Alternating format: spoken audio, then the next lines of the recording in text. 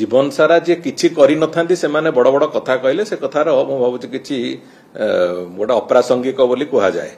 लोक भी जानिचंती ये कौन करुथिले एवं ब्रह्म विभ्राट आरंभ करी कौन कौन कांड कारखाना करथिले से कथा से जानिचंती। आम सरकार रे एभली कोनोसी कथा ग्रहणीय नुह स्पृहणीय नुह से कथा आमे स्पष्टतार सहित कहिचु एवं आमे ए दिगरे जहा पदक्षेप नवा कथा से कथा नेइचु। जो दृष्टि कि आज तारीख रे भी पश्चिम बंगाल भी अनेक लोक सरकार पदक्षेप को तांकर विरोधी दल नेता आरंभ कर अनेक लोक सरकार पदक्षेप को प्रशंसा करछंती।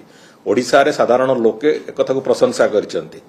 राजनैतिक दृष्टिकोण समालोचना करने को बिजु जनता दल के मना करनी, किंतु निजुक थरे जो गोदरिल निज गोड़ को देख जो न्याय रे थरे निजुक देखंतु से माने 24 वर्ष धरी कौन करथिले। पुरी रे आटमोस्फियर सेवार आटमोस्फियर को खराब करिवार जदि कही प्रमुख भूमिका थाए से हूँ गत सरकार भूमिका। से कौन करथिले मु खोलिकी कहले से ओढ़ना तले मुह लुचेबे, तेणुक मुझे कथा कहू ना।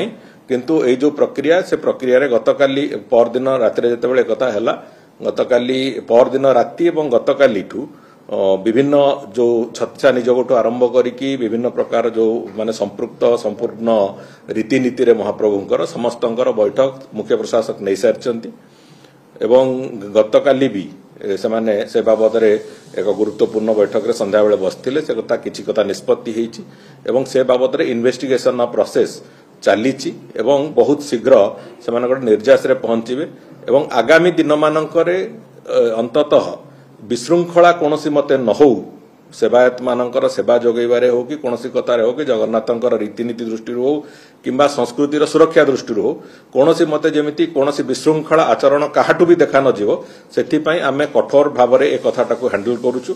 एवं आज तो विभिन्न जो सेवायत माने जो माने जाइथिले सेटिकी से मानको डाकिकी से माने पचरा उचरा करूचंती।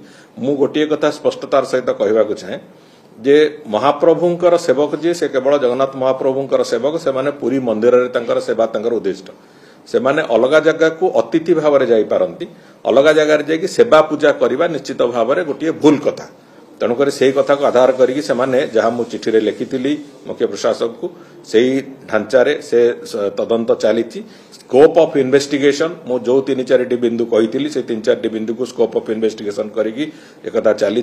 तदंत प्रक्रिया बहुत शीघ्र सरिबो एवं से बाबद रे जहाँ क्रियान्वयन करने कथा जहाँ कार्यानुष्ठान नवा कथा से दिगरे भी मंदिर प्रशासन उपर पूरा छाड़ी दिया।